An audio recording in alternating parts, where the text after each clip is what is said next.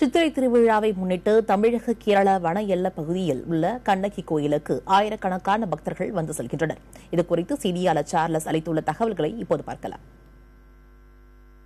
நாம இப்ப தற்போது தமிழக கேரள வன எல்லையில் உள்ள மங்களாதேவியில் உள்ள இந்த கண்ணகி கோயிலுக்கு வந்திருக்கோம். கண்ணகி கோயிலான வரக்கூடிய பாதை நாம கூட இப்ப தற்போது நேரடியாக பார்க்கலாம்.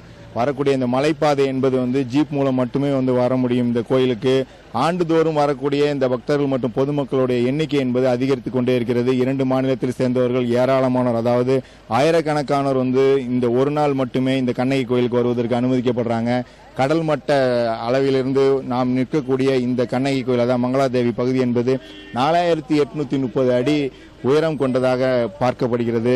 குறிப்பாக இது 1800 ஆண்டுகளுக்கு முன் பழமை வாய்ந்தது என தொல்லியல் துறையும் இதற்கான ஆய்வுகளும் சான்றாக குறிப்பிடுறாங்க.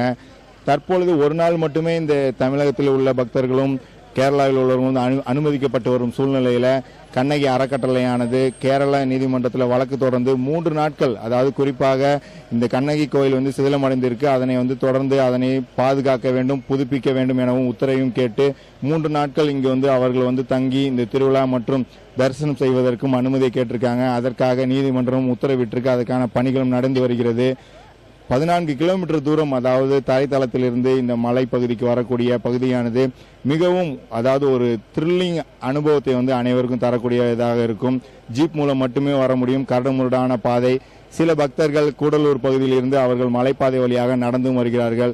அவர்கள் இந்த ஒரு நாள் இங்கே இரு மாநிலத்தை சேர்ந்த மக்களும் ஒருவருக்கொருவர் தங்களுடைய, அதாவது குறிப்பாக அன்பு, பாசம், அது மட்டும் இல்லாமல் தங்களுடைய அந்த சகோதரத்துவத்தையும் பகிர்ந்து கொள்வதையும் காண முடிகிறது.